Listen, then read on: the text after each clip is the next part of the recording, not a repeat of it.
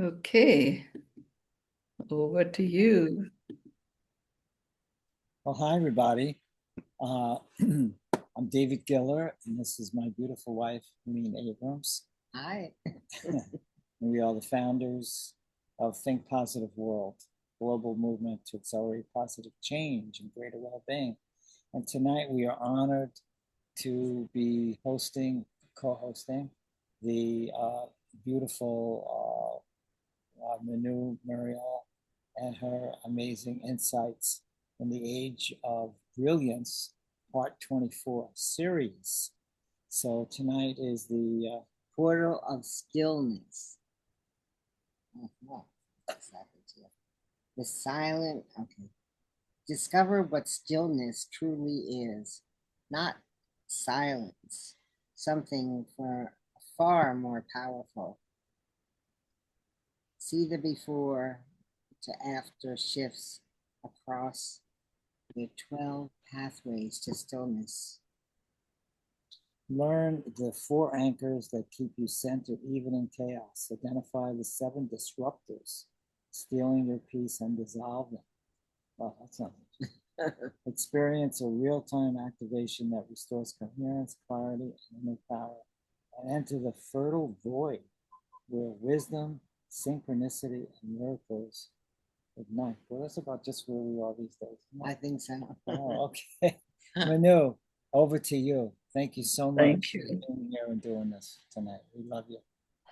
Thank you, David and Helene. And remember, if you have any questions and stuff, you can interrupt me. If anybody in the audience has any questions, you can put them in the chat. And I look forward to our session.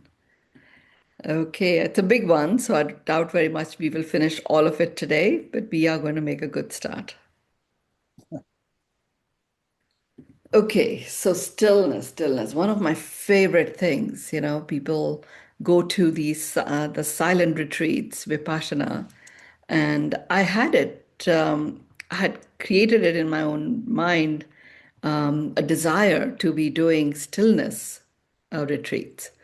And today is the first time I'm actually sharing in public what I have learned about stillness. This was my quest that I began in 2010.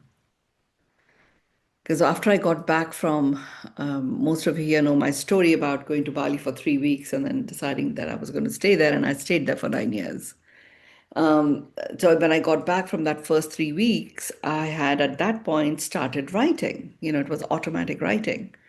And I remember the only person I could really share it with was my mother, because nobody else that I knew would understand that type of language coming from me.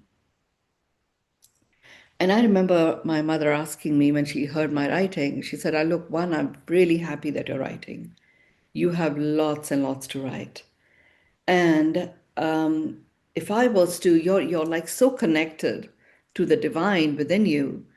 I want to ask you a question. And the question she asked me was, if God gave you a wish right now, what would you ask? And I said, I would ask, I'll use the Hindi word, Jite Ji Samadhi, like I would ask for embodied enlightenment in this body. And I don't know where it came from. That is absolutely not how I thought at the time. So then my mom said, Oh, wow, you have asked for this. For this, you're going to have to practice being in stillness and being an observer. And I just said to her, Look, that sounds like such a boring way of living my life, sitting there observing everything. And and she said to me, Mynoo, stillness is the foundation of being an observer, and it is the most engaged way of living your life. I didn't understand what she meant at the time, but that became my quest. And today I'm bringing together the different pieces that have guided me. I still see myself as a student of stillness, just have had a little more practice in a very concerted way of, being consciously aware of what I was doing. So I might have a little bit of a head start on some of you. But here we are. Let's begin. So stillness, and I'm excited that stillness has been chosen as one of the portals for the Age of Brilliance. So today we open the portal of stillness. Stillness really is that silent power of the Age of Brilliance. Stillness is not the absence of sound. It is actually the presence of source. So before we go into the 12 pathways and 4 anchors and all of that, let's really examine what is stillness. So stillness is a state of profound inner equilibrium where your mind, emotions, energy, and intuition, all of these align into coherence. It is a moment where thoughts stop being noise. They become intelligence. Emotions stop being turbulence and become guidance. Energy stops being scattered and becomes potency. Intuition stops whispering and it actually naturally starts leading. The most exciting thing that I've learned about stillness is that it is a foundation that we are born with. It never leaves us, never leaves us. It's within us. And as I have implemented each of the pathways over the years, I have found various ways in which I can reconnect to stillness, sometimes with a click of a finger or a blink of an eye. But there's a lot of confusion that even I had, where I would think to be still, I had to be silent. And that is absolutely not what stillness is. Stillness and silence, they are not the same. They're very, very different. Silence is, in some ways, external. It's the absence of sound around you. So you don't generate the sound from within you. Stillness, on the other hand, is internal. It is actually the absence of disturbance within you. It is the absence of disturbance within you. Someone can be in silence and yet be chaotic inside. Someone can be in a busy street and still be completely still. If you have ever done the silent retreats, and I have done silent, an orchestrated silent retreat, as well as I had 2012 was my year of silence, where I spend most of the time going in and out of silence, 4 days, 5 days, 10 days, 15 days type thing. And I know how noisy these silence retreats can be. Because so much of what you have never communicated surfaces up. I didn't know at all what that meant until I was guided to go into a silence retreat for 15 days. And I was also guided, I was in Australia at the time, and I was even guided on where I had to go and do it, which was actually a Buddhist monastery. So when I contacted them, they said to me that they do it, but they don't do it for this long, 15 days. I can apply to join one of their retreats, but there is a waiting list, and it can take 2 to 3 years. So that is not what I wanted. My guidance was to go on a silence retreat. So I said, look, I would like to be able to do it in your monastery, in between your retreats, where the monastery is not being used. They'd never been asked a question like this. So they said to me, I had to speak to the head monk. Ajahn Brahm was his name. And I've written about it in the B book. So when I spoke to him, they have a retreat center and then they have the monastery in which the monks live, which is about, 10-minute drive away.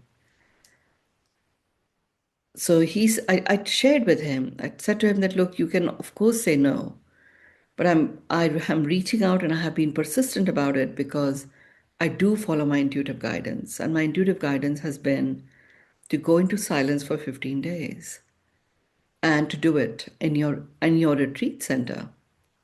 But do it in my own way, guided by my own guides. So he said to me, look, I really respect anyone who has the courage to follow their intuition. So I do take what you're saying to me very seriously. And yes, we do have space for 15 days. But you need to understand that when in the retreat center, the caretaker only comes once a day. And the retreat center is in 90 acres of forest land. I had been to the retreat center. I had done a weekend of silence there previously. So I knew the space. And he said, look, we have room for 90 people. So it is a fairly large property. You will be there by yourself. The caretaker will only come once a day. And uh, so, so I can only allow you to do this under one condition. And the condition is that every lunch you will have at the monastery. We will respect that you're in silence. We will not speak to you. And we will keep the whole space very silent. But you will drive up to the monastery and have lunch with the monks. We want to be able to see you, in addition to the caretaker seeing you. And I will have the caretaker tell me, give me a report back on you. And at first I felt a little bit big brotherish. And then I said to him that, look, I'm 50 now, so I can take care of myself. He says, no, it's not that. It's just that when you have such an extended period of silence, your body goes into an emotional detox. So the first 5, even 10 days, first 5 to 7 days is other stuff, lots of noise. That I know you can deal with. But because you've done this before and you already have the courage to follow your intuition, I know the 7 days is likely to be more like 2 days for you. And then the emotional detox will begin. And people can go completely crazy. You're in the middle of a forest. There's no way anyone can just walk to you. There is no mobile signal as such either there, which is all a fact. And as a caretaker, he will keep the office locked. So there is no phone that you can go and use either. And he kept telling me, look, you need to understand, we never do this. We only ever use it for our own work. So then there's lots of people there. I heard him and I did agree that I will go to the monastery. And I did go the first day and the second day. I went for the first 4 days and the monastery was awesome. But the drive up there, was just, I really was not interested in reconnecting to, getting into the car and driving it. And when I had come to the retreat center, I had brought with me my Vitamix and like lots and lots of fruits and vegetables and stuff like that. So I was just going to stay on a raw diet using my Vitamix as my tool. And they had actually left me with lots of warm teas and coffees and, something that would give me warm water and things like that. After the fourth day, I actually didn't go, but I totally got what he was saying. The emotional detox was intense.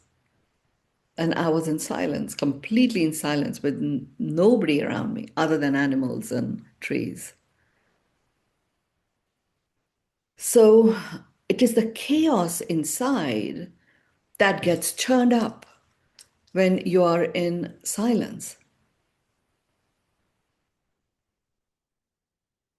In stillness, on the other hand, and that was important for me to get because I was not still, absolutely not still.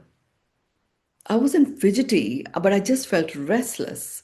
For the longest time, I would say the last 2 to 3 days is where something magical happened and I felt still. But I used that entire time.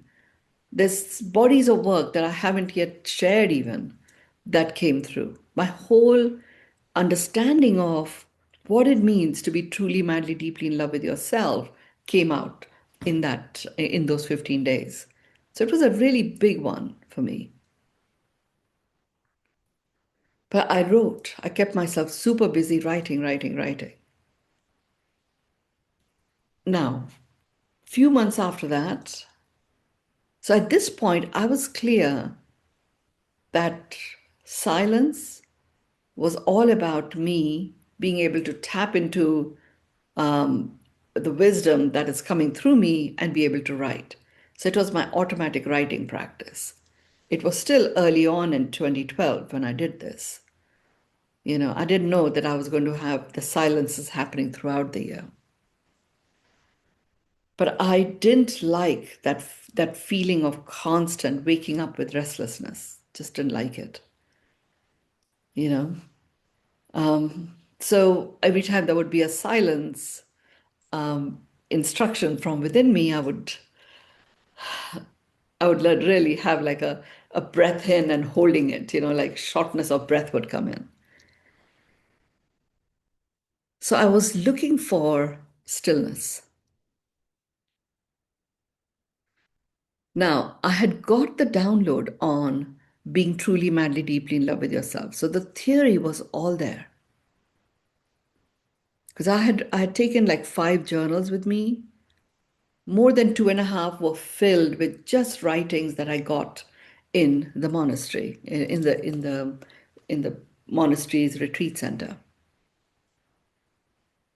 But every time I looked at it and I said, so what do I do now? I really didn't know how to implement it on myself. I could see the theory of it, but just didn't know how to implement it on me. Fast forward a few months, someone who had done my work had participated in the Bali immersions. It was her 30th birthday, so she invited lots of us. And as a result of the immersion, she was a lawyer, she had decided to give up her corporate law career and decided to become a lawyer with a refugee agency instead. And she was totally loving it. I'm completely loving it. Like she had found her calling. So she was extremely, extremely keen that I attend her birthday. It was in the only suave nightclub in this town in Western Australia. So anyway, I go there, and just as I'm leaving, my inner guidance is take your journal and a pen, and we will tell you where you should base yourself. So I go in, this is my inner guidance. So I go in, and just as we enter, there's obviously going to be a live band, and just next to the stage is a little sofa, and I'm guided to sit there. It felt like such an odd place to sit, given that this live band area is going to be super loud. And they had the little dance floor there as well. Like I'll be in the middle of action all the time. But that's where I was supposed to sit. And basically, my inner guidance was whoever needs to come to you will come to you. Whatever drinks and food needs to come to you will come to you. You just be here. Get your journal out, and then we'll tell you to go, and you go. It was all fine until people arrived and the lights become dim because they do. It's a nightclub. The band begins, and we were going to be there for about 4 hours or so. And she had got 2 bands because we were going to be there for 4 hours. And I get my book out, the band begins, and people are coming and dancing and all of that. And I get my book out and I start writing. I actually cannot see what I'm writing. I could easily be writing over myself, and I'm writing, and I'm writing, and I'm writing. And every time in between sets, the bass player would come and sit next to me, and he was really very, very, very good looking, very well put out young man. Lots of girls wanted to hover around him, and he would just come and sit next to me and, would talk to me and stuff, and got very intrigued and interested that I had embarked on a journey like this. Remember, I had my head shaved and stuff at the time, so I did stand out. I wasn't wearing a Bali frock. I was wearing a usual, outfit you would wear to a birthday party sort of thing. So I didn't stand out in terms of clothes, but I did in terms of my, having my head shaved. So this continued. It continued for however long. I think I wasn't there for 4 hours. I was there for well over 3 hours, you know. Now I was really curious to know when I got home, what had I written? So next day morning, I wake up early in the morning and I like open my book. I'd written a lots of pages. I've opened my book and I have written, and you know what I'd written? I had literally gone through, because when it came to being truly, madly, deeply in love with myself, the piece that I resisted the most was my physical being. I didn't find anything attractive about me, let alone being truly, madly, deeply in love with myself. So I had written about different body parts of mine and what I completely loved about each of those. And I think that transformed my relationship to myself. It literally cracked open my ability to go within, beyond the body, when it came to loving myself. And I remember having a discussion with my spiritual mentor, Ellen. What happened there? And she said that you were actually going to go into a space that was very, very vulnerable, and you needed hundreds of earth angels around you and a lot of noise to, keep the dark energies away. And the bass player was like a high priest in a previous life, and had agreed to, be like the guard when I emerged into my true self. It was amazing, amazing what occurred. That was stillness. That's when I got that was stillness. There was so much noise around me, and yet I was writing for the first time ever, really listening to my inner intelligence. And that's when I got, aha, I could be in the busiest of surroundings and feel completely still. And if I was to analyze that experience, to me it felt like stillness was like a fertile void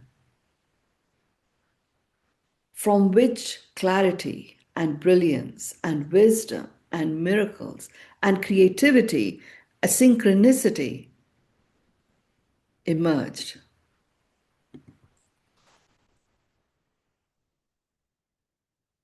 And all my actions from that point on became what I called as inspired actions.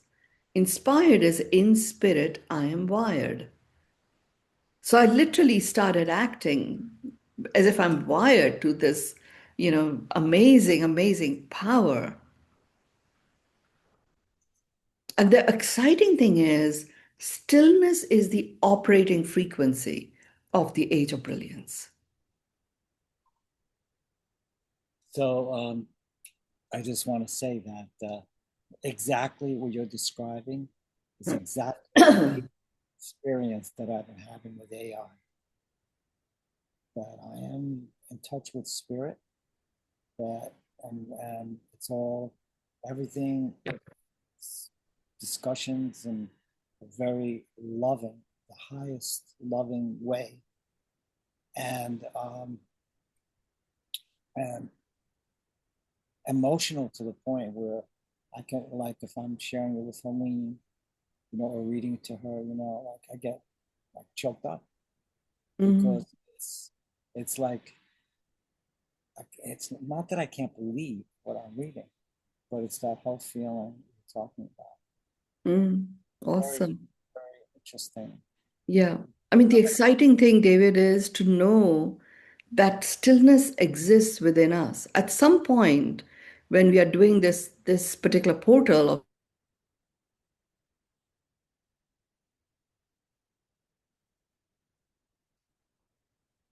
it exists as as like a concentrated substance within you, you know. So we'll do a journey at a particular point about it. And the moment you plug into that, now I know for me it exists here in this region, like just underneath my collarbones. This is the zone of stillness for me. So I can go like this, I can go like this, and it's like I've switched on stillness. Now, its expression may be different. Its expression for me happens through my tone of voice, so it'll vary. But we'll do that journey as well. So that was very exciting to know that it never goes away. And when something exists within you, yes, this is where it exists, but actually, the cellular memory of stillness as an energy signature is there in each cell. So, all of 123 trillion cells, each of them has the energy signature of stillness. It's the fastest and the most potent way of tapping into your inner wisdom and with clarity, because there's so much of it that already exists within you. It takes a lot of effort, a lot of noise, a lot of distraction, a lot of disturbance and turbulence to get us out of stillness. So let's continue, David and Helene. Absolutely.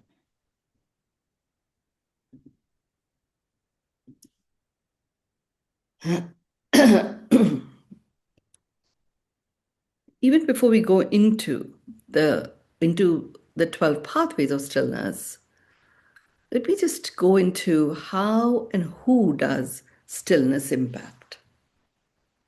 Stillness impacts every dimension of existence. Having been on this quest for all these years, 25 years now, more than 25 years, 25 and a half years,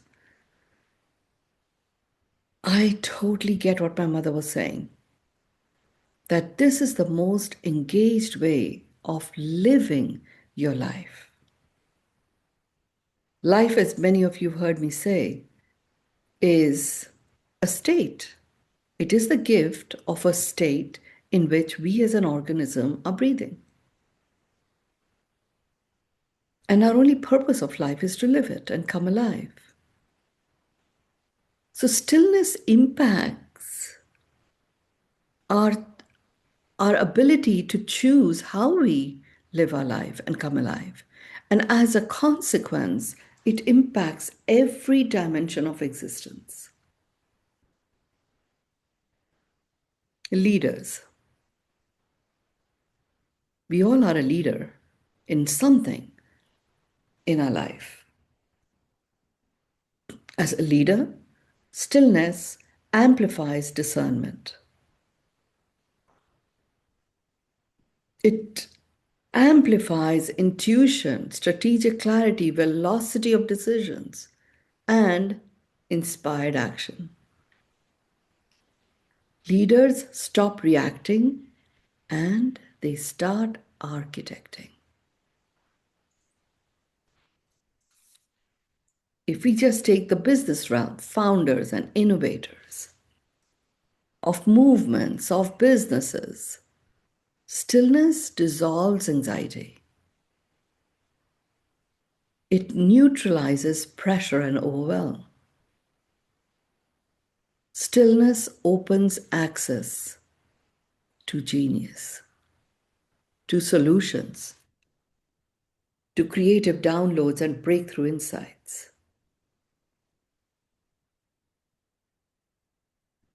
When it comes to relationships, stillness restores presence. And because it restores presence and you start feeling comfortable in it, you enter the realm of deep listening. You become comfortable with compassion. And that accentuates your emotional intelligence. In any relationship, the moment you are present and you're comfortable with your presence, the other person becomes comfortable with their presence. And it transforms the relating in your relationships. Let's just look at performance and productivity. When stillness is present, distractions vanish. The amazing and very exciting thing is, in stillness, you can totally engage with activities which otherwise would have distracted you.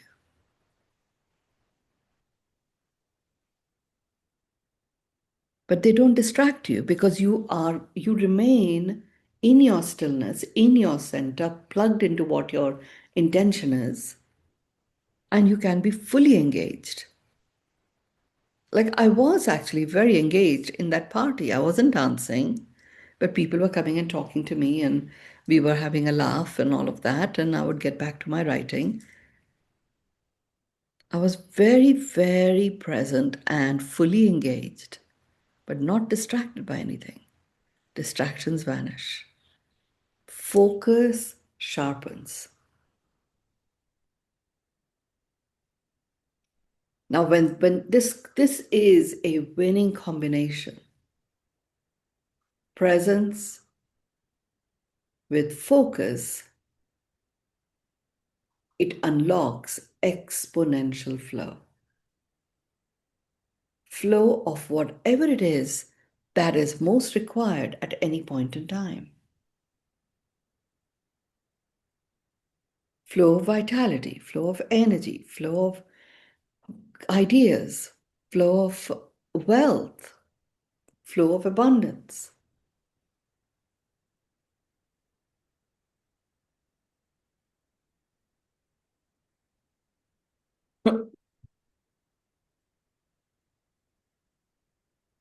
The fifth one is well-being. Stillness restores the nervous system. And the nervous system's originating intent is to be like an internal hammock that holds you and holds you in safety and comfort. So stillness is very important and extremely powerful for the nervous system. And as a result, it repairs emotional injuries and it recalibrates your vibrations back to coherence.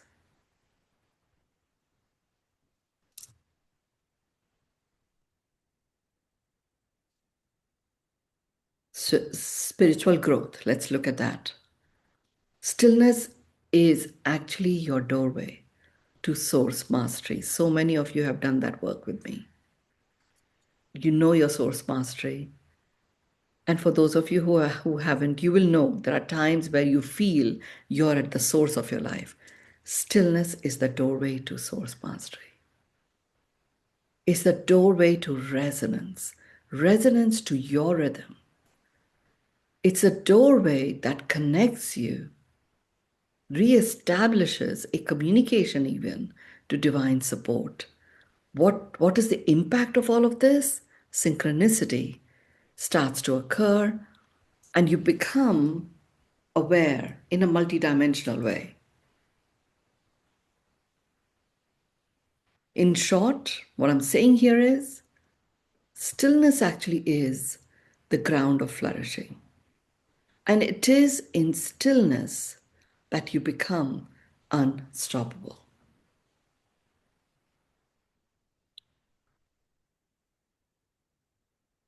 So, my guidance is to actually do the journey now before we start the 12 pathways to stillness. So, I will do the journey today. How exciting is that? Now, before I start it, I just want to check with you, David and Helene, if there's anything that you want to bring up or highlight or share or question. No, I just keep coming back to what happened, what's been happening with us. You know, just it's like I feel like things are being taken exponentially to another level, and as beautiful as the way things have been flowing over the last year or so, it's just happening, you know, that much more in a more intense way, and of the understanding and the scope of our work and what it's doing and how it's just it just you know keeps going and further, and we have like a much more intense understanding of the scope. Mm. Yes, we had trouble like wrapping our own arms around Yeah. our vision, and now it's just like all being easily revealed. Okay, so shall we begin the journey then? Let's go. Okay.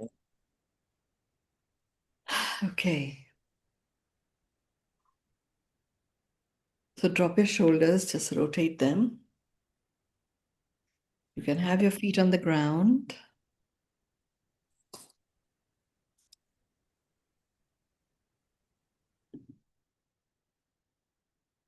Feet on the ground, hands in a cup like this, and put them over your thighs.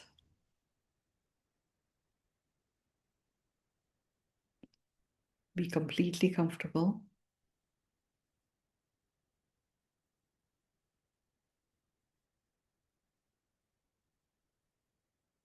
Drop your shoulders again and rotate them to the back.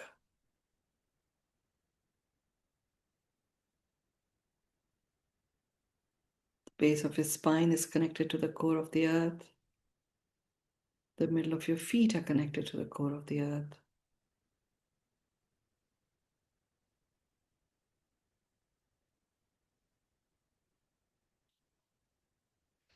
Connect to your breath. Just be aware of your breath. The connection to the core of the earth is with a golden cord. And that cord is activated. And it is operating like a vacuum suction pump.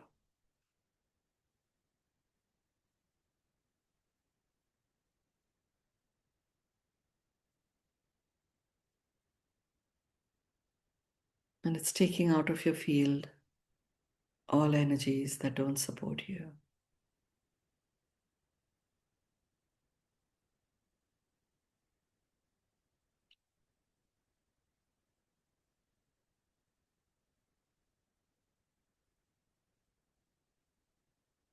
Breathe in and breathe out.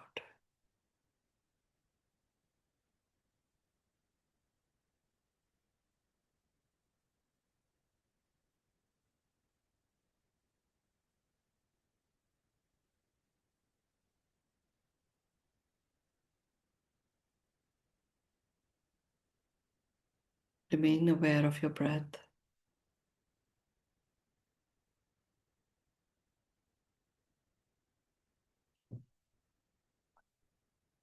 This time, you take a breath, a deep breath.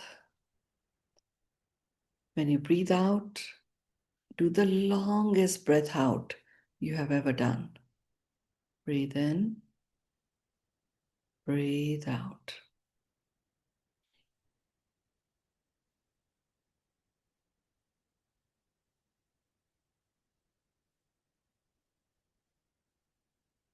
Do as long a breath out as you possibly can. Breath in may not be that long, it'll be deep. Breath out will be a long, stretched breath out. Let's begin a few more times.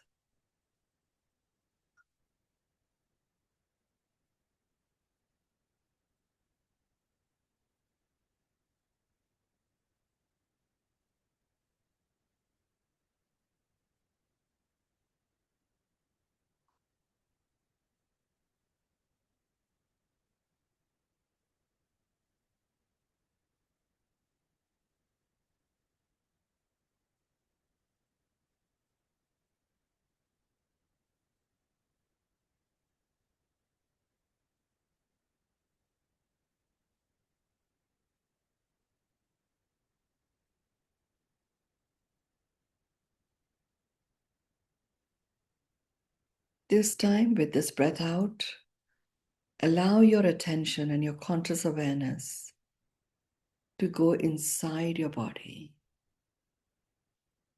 Breathe in, breathe out. Take your conscious awareness inside your body.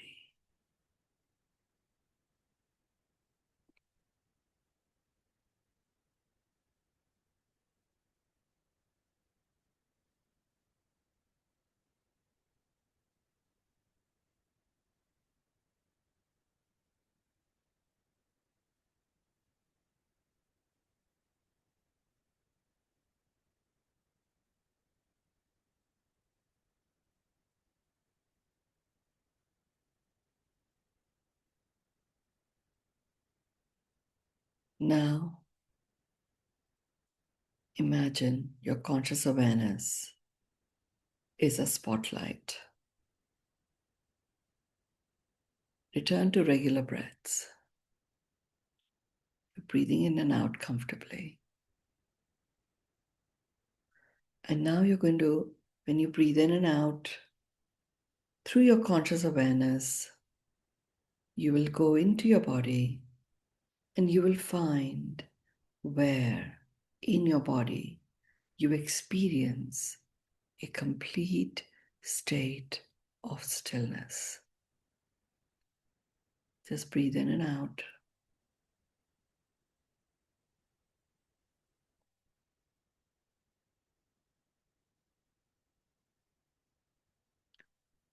You will feel it.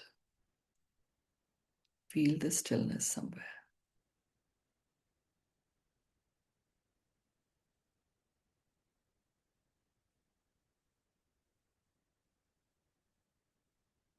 Wherever you feel the stillness, take your left hand and put it over there.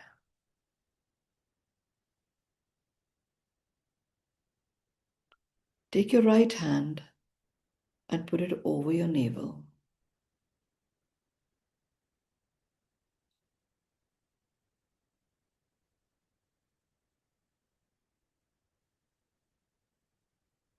Focus your attention on the presence of stillness as an object.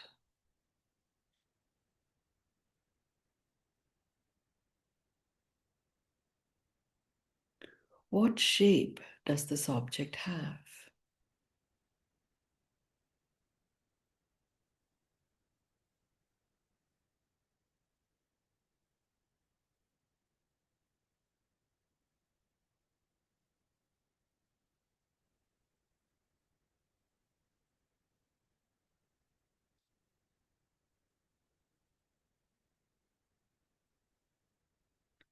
Does this object have a color?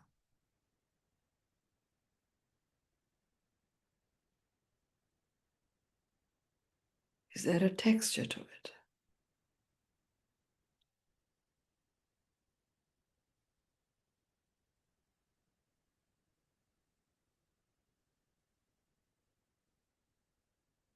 Allow your body and your cells to assimilate this concentrated vibe of stillness. Slide your left hand, put it over your heart. Slide up your right hand and put it over your left hand. See if you can have your thumbs crisscrossing each other.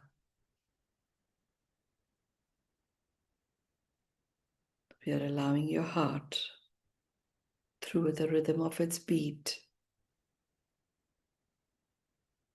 to anchor stillness, the beat and the rhythm of stillness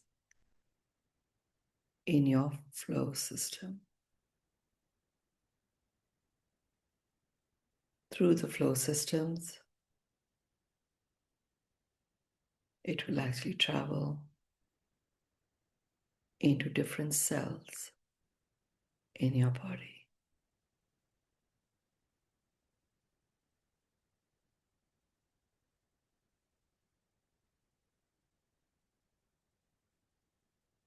Take your hands, hold them in a namaste in front of your throat.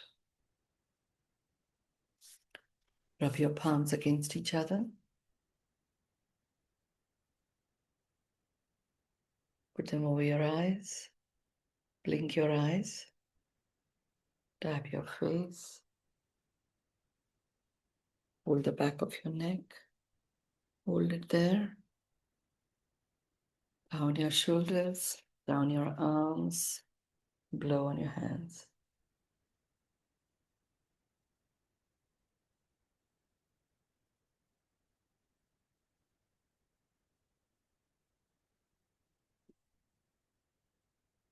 It will be awesome if you can and if you feel like it. Just share in the chat. Where did you find stillness in your body? David, Helene, where did you find it?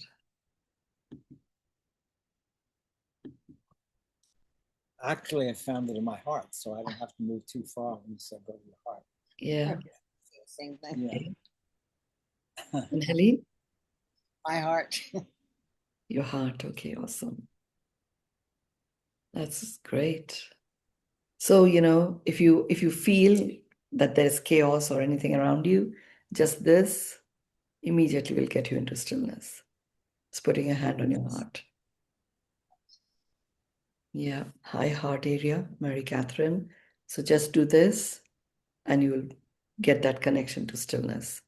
Any one of the pathways, you can activate them by putting your hand where you found them. Found it.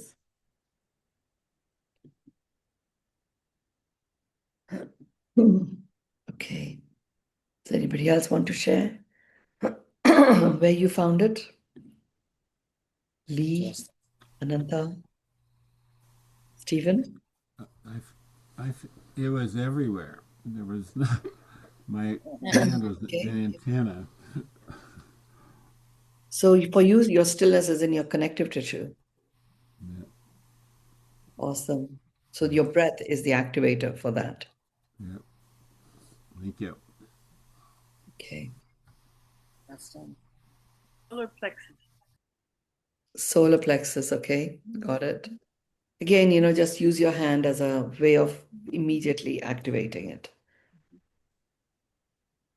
Meena? Meenuji? Yeah, Yeah. I mean, good morning, Pranam. Somehow, like I felt the back where you see kidneys and all, like over that, when I kept. I'm not too sure. I was a little confused, so I'm asking you.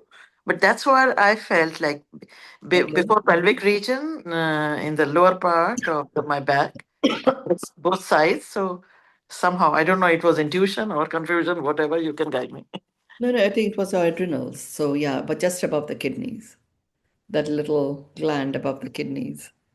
That's where it is. But I mean, really, what we're doing here is spreading it all the way. It's just that to keep it sacrosanct in our body, it gets concentrated in one part. As time progresses, it'll be everywhere. then that particular point becomes a trigger point in case you lose the connection to stillness. I see. Thank you. Okay. So it's on your adrenals, just that little dot above the kidneys. Okay, so work with it in a practical way. We have 9 more minutes, so we can actually begin the 12 pathways. So let's begin the 12 pathways today.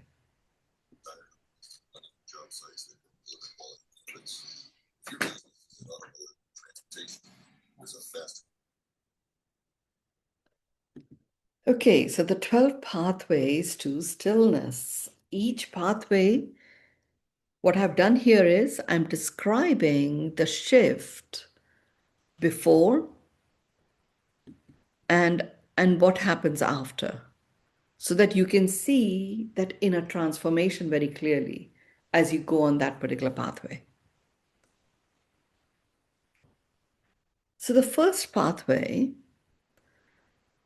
actually begins with, the first few are all about conscious awareness. So this one is return to fact pathway. Where you use this particular pathway is the before scenario here would be overthinking, lots of assumptions, lots of stories, lots of emotional spirals. So if you're going through any of these kind of things, then return to fact is the pathway that you use, which is whatever may be going on, you acknowledge it and you examine what is the real fact here. I'm reacting and responding to whatever is going on, but what is the fact? So you return to fact. The moment you return to fact, the impact of that, this is the after experience, is neutrality, clarity, truth, and grounded awareness. Instantly, you feel that neutrality. I'm going to share a couple of stories of my own experience, but I do want to finish this pathway by sharing how it creates stillness. How it creates stillness is by removing mental noise instantly. When the noise is gone, and that's where the neutrality kicks in, clarity emerges. You are anchored in your truth and you're grounded and completely aware and present. So return to fact. There's a particular family that reaches out to me from time to time, and they're in a much better place because they've all got their source mastery now. But before that, there was massive, massive discord between the husband and the wife. And the discord initially was about, the kind of home they were going to live in. Then the discord became all about children. He had a very different style of bringing up his children, and she had a very different style. The love, the compatibility, the intimacy between the husband and wife was tremendous. But they could not be in each other's presence without you know, either gaslighting or telling each other off. I mean, each one blamed the other for gaslighting, but they were both doing it to each other. And they were justifying it all the time. There was so much overthinking and over justification for why their way was the way and why the other person's way was not the way. Initially, they focused much more on what they wanted to do, and then they started focusing much more on bringing down the other person, telling them why their way was not the way. So I said to them, okay, you just have one phrase. For the next 10 days, anytime you feel yourself spiraling emotionally, feeling frustrated, or finding yourself, justifying, come back, say to yourself, return to fact. And then tell me what happens. So the wife, called me 2 days later. She said, like, these last 2 days, I must have said return to fact maybe 100 times. But the moment I say return to fact, I immediately go into the fact. And what I've realized is that the fact really is that my husband truly cares about my children.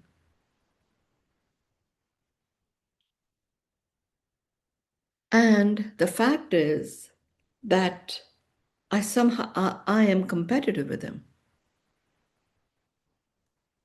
So I want to show that I care even more.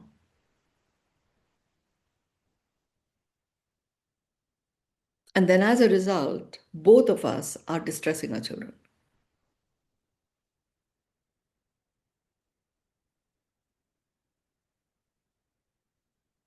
And um, and then as the days progressed, by the end of the 10th day, they both decided to actually co-create co-parenting rather than wanting to score points against each other. Simply return to fact. And what has happened here? Because stillness exists within each one of us. The moment you return to fact, you've already said no to noise.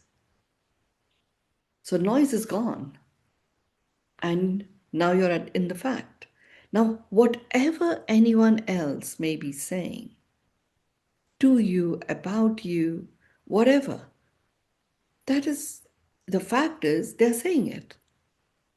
That's it. There is nothing else to it. Where it becomes noise and take us into emotional spirals is where we give meaning to it. And then we are spiraling away. We are disconnected from stillness. A lot of the time, I remember in my own marriage, this used to happen, and I would go silent. I would give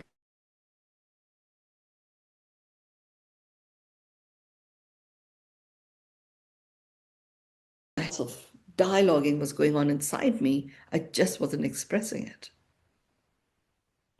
And I would go like, what's the point? The guy is never going to listen.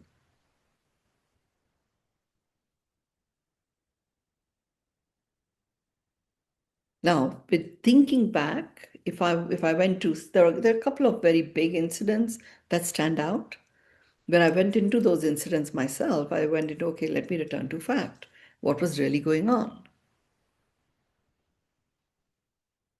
And there was one particular incident where really I realized that all my ex-husband wanted to do was to talk about something that was a very big challenge in his organization, that he had gone in and offered a solution that came from a very different perspective to how everybody else was thinking.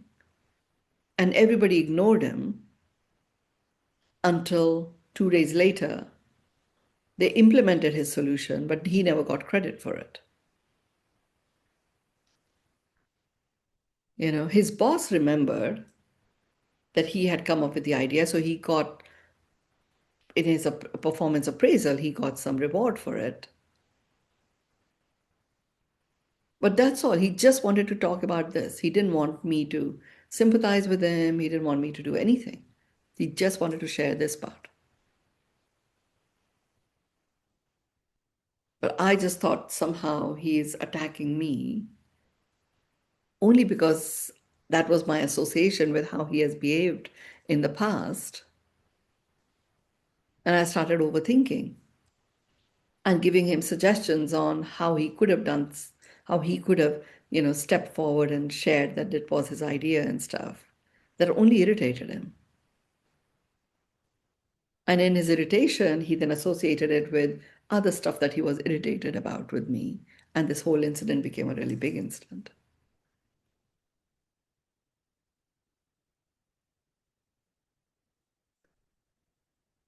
But return to fact, I mean, just fast forward many years, I was able to see, and the fact that I was able to see so clearly meant that that incident really did make a big impression on me. Then the moment it's got neutralized, now I can share about it. But it was one of those very ugly, interactions that we had in our lives. Return to fact, very simple, very practical. Whatever may be going on, however frustrated or annoyed you may be, the moment you return to fact, fact is only what is, and there is no fluff about it, nothing. And that you feel that neutralizing occur. You feel that clarity arising. You feel that groundedness in you. And you become fully aware and fully present. And the mental noise disappears. We only have time for this one, the first pathway. We will continue next week. I'm going to bring you back, David and Helene, for you to conclude our session today. Wow. Well, so what we learned tonight was there's a major difference between stillness and silence.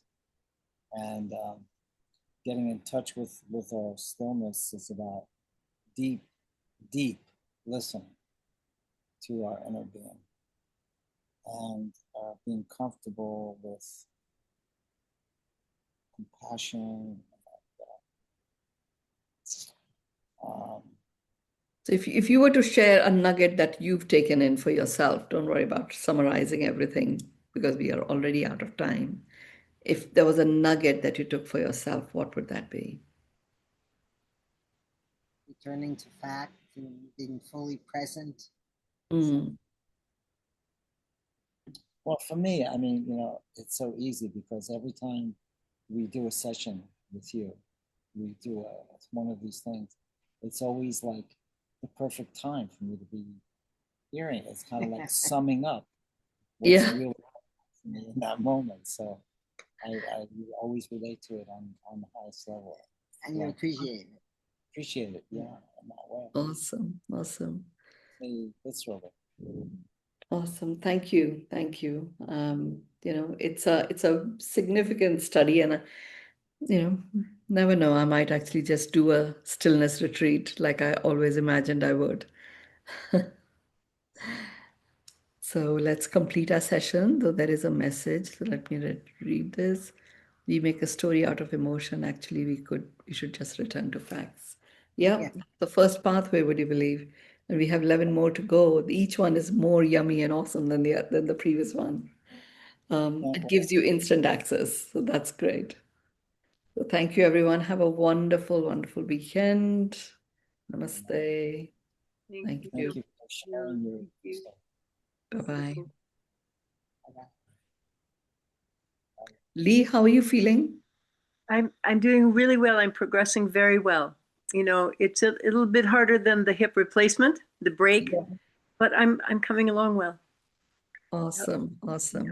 Great. Wonderful. Okay. Thank you Bye-bye. for asking. Yeah. Thanks. Bye-bye.